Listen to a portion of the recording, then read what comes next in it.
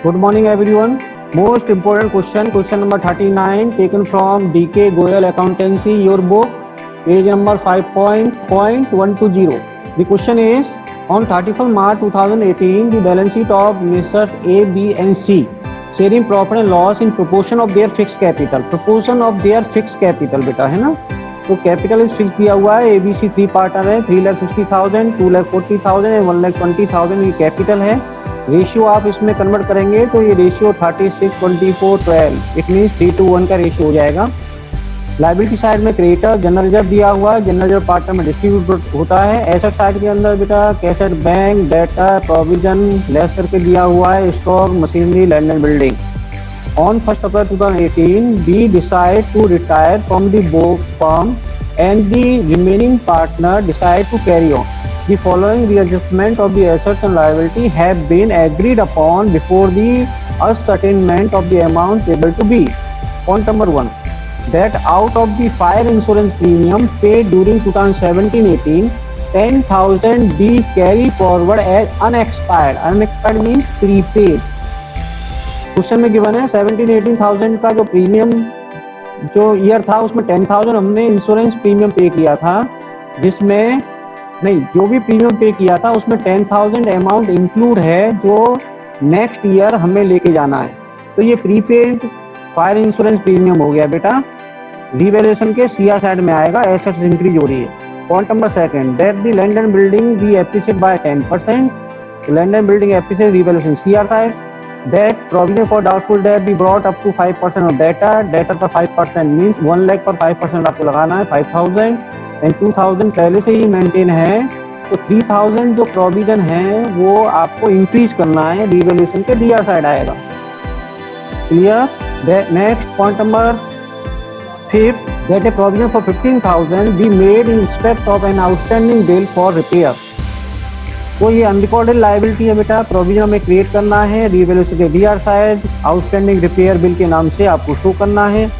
Point number 6, that the goodwill of the firm entire firm the value 1,80,000 and B share of same will be adjusted in the account of A and C who share future profit in the proportion of 3:1 respectively.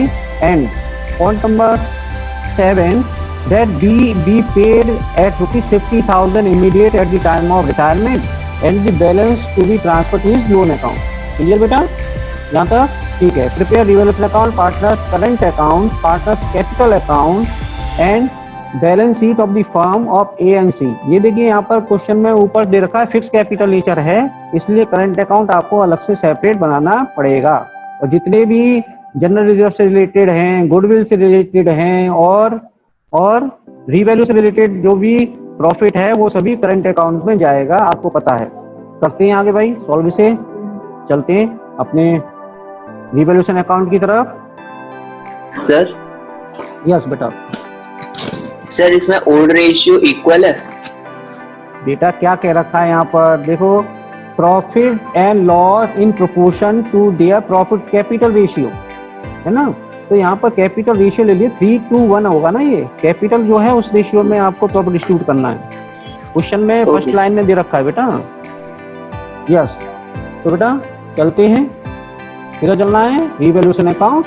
Revaluation account में देखिए point number first आएगा prepaid insurance, prepaid fire insurance. तो CR side में आपको by prepaid fire insurance.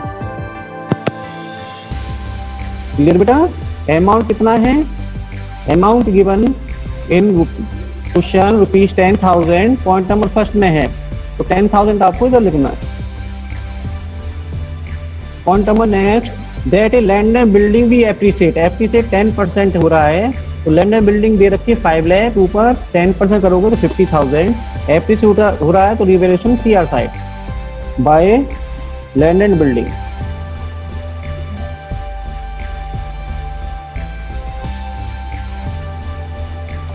Amount कितना लिखना है बेटा? 50,000, 5 लाख का 10%।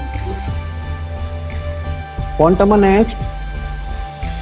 Next point number 3, A provision for doubtful date be create 5% on debtor.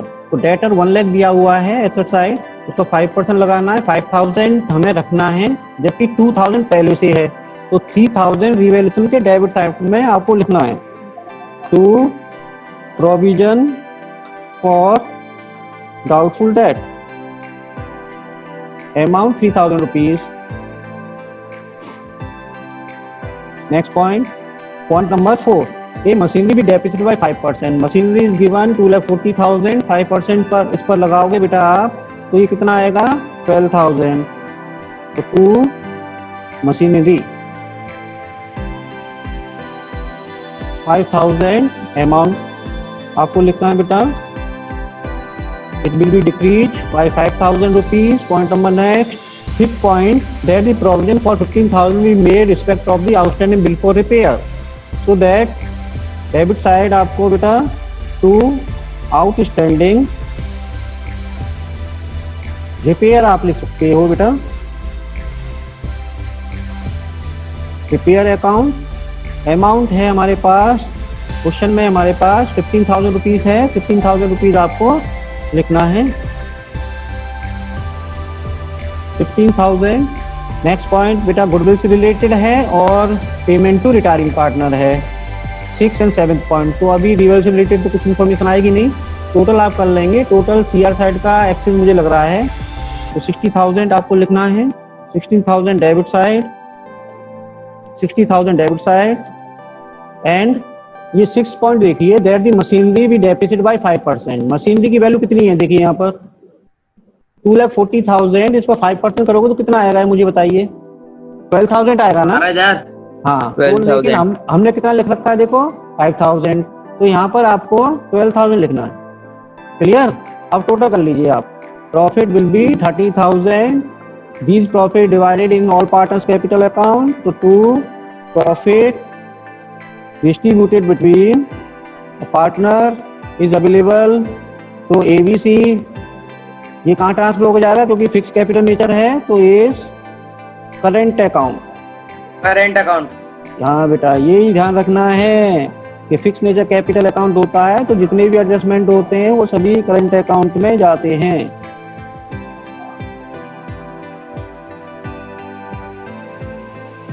current account and cease current account also.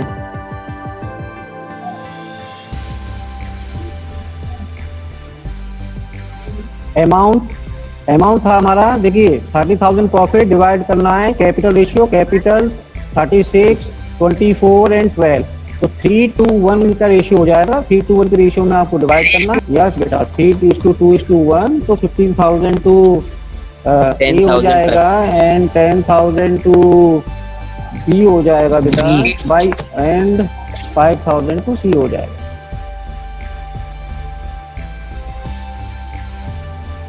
बस ध्यान रखना है, क्वेश्चन में ऊपर लाइन में दे रखा है कैपिटल फिक्स नेचर है, ये रहा, तो इस कंडीशन में फिक्स कैपिटल है तो हमें करंट अकाउंट अलग से प्रिपेयर करना पड़ेगा, और करंट अकाउंट में रीवैल्यूएशन का प्रॉफिट ट्रांसफर होके जाएगा, कैपिटल अकाउंट में नहीं जाएगा। तो नेक्स्ट अकाउंट चलते बनाते बेटा, partners current account and capital account also. Partners current account हो गया, करंट अकाउंट का बैलेंस शीट के अंदर गिवन नहीं है, तो डायरेक्ट आपको बैलेंस शीट के अंदर इन्फॉर्मेशन क्या दे रखी है, जनरल रिजर्व बांटना है 1,80,000 3:1 के रेशियो में, तो सीआर साइड में bye general reserve.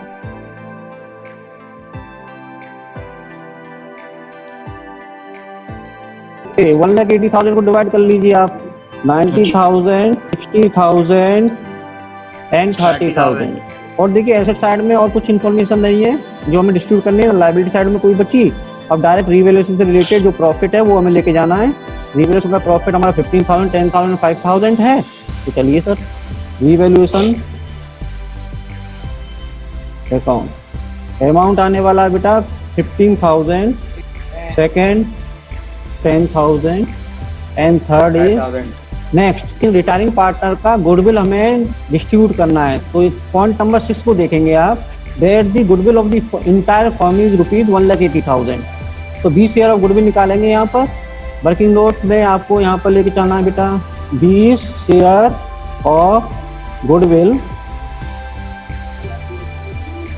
Equal to 1,80,000 firm's goodwill given है बेटा, multiply by share B share है 2/6, ये आने वाला है बेटा टोटल अमाउंट 60,000 अमाउंट हो गया। And this will be distributed in gaining ratio. Gaining ratio देखिए क्वेश्चन में न्यू रेशियो गिवन नहीं है ना, न्यू रेशियो किस तरह कैलकुलेट होगा ये दिया हुआ, तो हमें गेनिंग रेशियो कौन सा होगा, ओल्ड रेशियो ही गेनिंग रेशियो हो जाएगा। तो ए और सी का हमारा है 3:1, तो 3:1 में इसको डिवाइड करेंगे। सीआर साइड में आपको लिखना है बेटा कैपिटल अकाउंट में by remaining partner is current account. क्या लिखना है बेटा, ध्यान रखना कि इज करेंट अकाउंट, यस। तो करेंट अकाउंट आपको लिखना है क्योंकि करेंट अकाउंट से ही आपको एडजस्ट करना है। Is current account and by C is current account.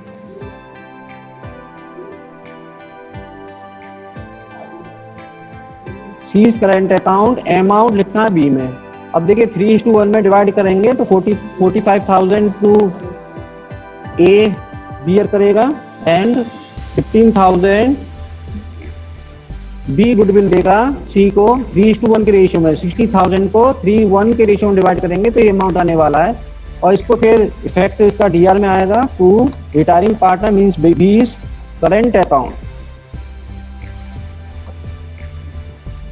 Amount आने वाला है बेटा 45,000, यहाँ लिख लीजिए। बी में कुछ नहीं आएगा, सी में आएगा 15,000। और कुछ इन्फॉर्मेशन हमारे पास नहीं है। टोटल करेंगे 1,05,000 टोटल ए का एंड इसका आने वाला बेटा 60 1,30,000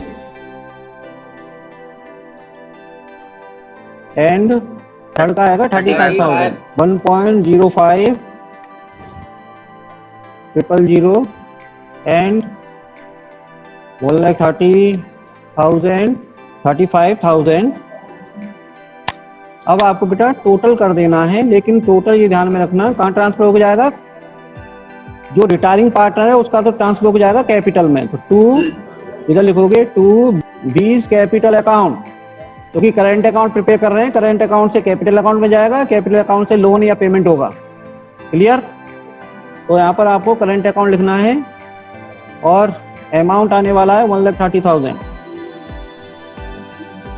इधर स्लैश हो जाएगा बेटा, इधर कुछ नहीं आएगा। और इसके बाद next to balance C D, remaining partner का बैलेंस सी डी हो जाएगा,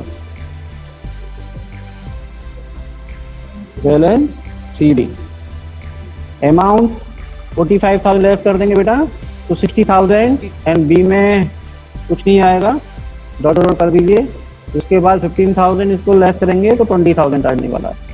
करंट अकाउंट ड्रॉ करेंगे क्योंकि कैपिटल फिक्स नेचर का है। वहां पर करंट अकाउंट के अंदर अगर बैलेंस शीट में कोई बैलेंस देता है करंट अकाउंट का तो बैलेंस बीडी आ जाता है शेयर साइड, लेकिन यहाँ पर करंट अकाउंट का कोई बैलेंस नहीं दिया हुआ है, इसलिए direct general reserve, leverage profit and goodwill का अमाउंट एडजस्ट करेंगे करंट अकाउंट के अंदर। और ये ध्यान में रखना कि रिमेनिंग पार्टनर का बैलेंस तो बैलेंस सीडी होगा, लेकिन रिटायरिंग पार्टनर का सेटलमेंट करना है, इसलिए कैपिटल अकाउंट में लेके जाएंगे इस बैलेंस को। ठीक है, 1,30,000 जो अमाउंट है ना, इसको कैपिटल अकाउंट में लेके जाएंगे बी का, वहां से सेटलमेंट होगा। तो इसके बाद अब हमें कैपिटल अकाउंट ड्रॉ करना है। कैपिटल अकाउंट ड्रॉ कर लिया ये, तो बाय बैलेंस बीडी। ठीक है, ये अमाउंट 3,60,000 बैलेंस शीट में दिया हुआ है एंड 2,40,000 एंड 1,20,000। देखिए कहां से आए अमाउंट, ये आए यहाँ से 3,60,000 2,40,000 1,20,000। ये बैलेंस लिख लिया। जनरल जब हमने करंट अकाउंट डिस्ट्रीब्यूट कर दिया और कुछ आएगा नहीं, केवल अब हमारे पास सीआर साइड में बाय रिटायर जो पार्टनर हो रहा है वो करंट अकाउंट का बैलेंस ट्रांसफर होके आया है, तो by 20 current account. Current account और ये बैलेंस देखो किया हुआ है, हमने कैलकुलेट किया था 1,30,000, तो 1,30,000 यहाँ लिखना है आपको बी के कॉलम में केवल। ठीक है, ये हो गया। अब देखिए क्वेश्चन में जाएंगे पीछे और पॉइंट नंबर 7 को देखेंगे आप। That B's be paid 50,000 in cash. B को उसी समय रिटायरमेंट के समय पर 50,000 पे कर रहे हैं एंड बैलेंस उसका लोन में ट्रांसफर होगा। तो बी का सेटलमेंट करिए कैपिटल अकाउंट के अंदर।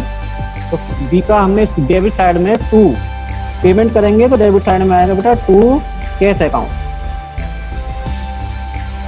कैश अकाउंट बी को इमीडिएट पे करना 50,000 रुपीज, तो 50,000 इसमें आ जाएगा और बैलेंस जो आएगा वो उसका लोन अकाउंट होगा। तो 2 20 लोन अकाउंट। बी का टोटल कर लीजिए 3,70,000। अब अमाउंट जो बचेगा ना वो 3,20,000 रुपीज बचा, 50,000 लेस करने के बाद ये लोन अकाउंट बी का हो गया। रिमेनिंग पार्टनर 3,60,000 इधर लिखना है, 1,20,000 टोटल इधर लिखना है,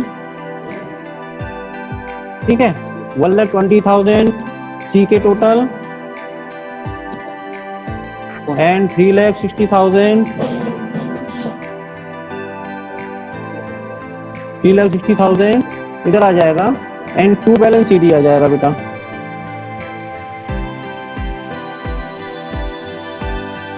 balance carry down amount balance एक आ जाएगा 3,60,000, ठीक है। नेक्स्ट बी में स्लैश आ जाएगा एंड सी का बैलेंस आएगा बेटा 1,20,000 ना। बताइए कैपिटल अकाउंट कंप्लीट। कोई प्रॉब्लम हो तो मुझे बताइए। सर जो करंट अकाउंट में सर बैलेंस शीट निकला था सर उसका नहीं होगा सर कुछ भी? बेटा बैलेंस शीट वो कैपिटल अकाउंट में नहीं आएगा, केवल बैलेंस शीट के अंदर शो होगा वो। डायरेक्ट यहाँ से ना, यहाँ से जो करंट अकाउंट है ये, इसके जो बैलेंस 60,000 और 20,000 था ना, ये बैलेंस शीट में शो होंगे। लेकिन बी रिटायर हो रहा है तो बी का फुल सेटलमेंट करने के लिए इसका बैलेंस करंट अकाउंट का और कैपिटल अकाउंट का टोटल करके उसको पेमेंट करना है। तो टोटल कैपिटल का बैलेंस था 2,40,000 और करंट अकाउंट से बैलेंस क्रेडिट आया इसका 1,30,000। टोटल पेमेंट करना था उसको 3,70,000। क्वेश्चन में गिवन है कि 50,000 इमीडिएट पे करना है, तो बाकी बचा हुआ लोन में ट्रांसफर कर देंगे, बस हो गया कंप्लीट। ठीक है, ओके सर। आगे चलें भाई। तो बैलेंस शीट में देखिए क्या क्या इन्फॉर्मेशन हमें दी हुई है। सबसे पहले तो हम कैपिटल अकाउंट को लिख लेते हैं बेटा, है ना। चलिए लायबिलिटी साइड इधर लिखोगे कैपिटल अकाउंट, कैपिटल अकाउंट इस तरह से एस लगाना है, ठीक है। उसके बाद नीचे यहाँ पर बेटा ए का कैपिटल अकाउंट का बैलेंस आ रहा है 3,60,000, ये कैपिटल अकाउंट से आया है। तो सी रिमेनिंग पार्टनर है, सी का टोटल कैपिटल है बेटा बैलेंस, देखिए पीछे की तरफ कैपिटल अकाउंट में अगर जाके देखोगे तो इधर है ये, ठीक है। ये क्या बैलेंस हमने लिख लिए ए और सी के। टोटल इसका आएगा बेटा, तो ये हो जाएगा 4,80,000 ना। इसके बाद नेक्स्ट हम जा रहे हैं बेटा, yes, current account. Current account, उसके बाद करंट अकाउंट ए और सी का ही बचेगा बेटा। ए, अब ए का करंट अकाउंट देखिए आप, यहाँ पर करंट अकाउंट दिया हुआ है। करंट अकाउंट का बैलेंस यहाँ पर देखिए, ए का है 60,000, बी का है 20,000। तो बैलेंस शीट के अंदर आपको ए का लिखना है 60,000, 80,000 टोटल। नेक्स्ट देखिए बेटा, लायबिलिटी साइड में अभी क्या क्या और रह गया। अभी तो इसका लोन अकाउंट आपको लिखना है, तो नेक्स्ट आएगा, ओके सॉरी, ये सी आएगा बेटा, सी करंट अकाउंट। इसके बाद नेक्स्ट है बेटा 20 लोन अकाउंट, और ये अमाउंट लोन का है, देखिए पीछे आप कैपिटल अकाउंट में जाएंगे वहां से देखेंगे लोन अकाउंट है यहाँ पर 3,20,000 ये दिया हुआ, तो ये 3,20,000 आपको लोन अकाउंट में देना है। इसके बाद देखिए बैलेंस शीट में और क्या इन्फॉर्मेशन रह गई। क्रिएटर रह गए हमारे पास 1,08,000, कोई चेंज नहीं हुआ था, तो क्रिएटर का वैल्यू सेम लिख देना है 1,08,000।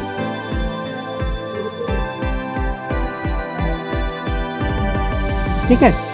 इसके बाद बेटा अब आप देखेंगे, इधर आएंगे, रिवैल्यूएशन अकाउंट में देखिए, रिवैल्यूएशन में ये आउटस्टैंडिंग रिपेयर, ये लायबिलिटी इंक्रीज हो रही है 15,000 से, तो इसको भी आपको लिखना है। तो इधर आउटस्टैंडिंग रिपेयर 15,000 रुपीज आपको और लिखना है। लायबिलिटी साइड कंप्लीट है। एसेट साइड आप चलिए, एसेट साइड में देखते हैं कैसेट बैंक 80,000 है, तो यहाँ पर कैश एट बैंक देखिए, इन ब्रैकेट 80,000 में से आपको लेस करना है 50,000 पे कर दिया हमने रिटायरिंग पार्टनर को, 30,000 आपको इधर लिखना है। नेक्स्ट देखिए बेटा, नेक्स्ट है डेटर्स 1 लाख है, लेकिन प्रोविजन उस पर मेड करना है हमें 5%। डेटर्स 1 लाख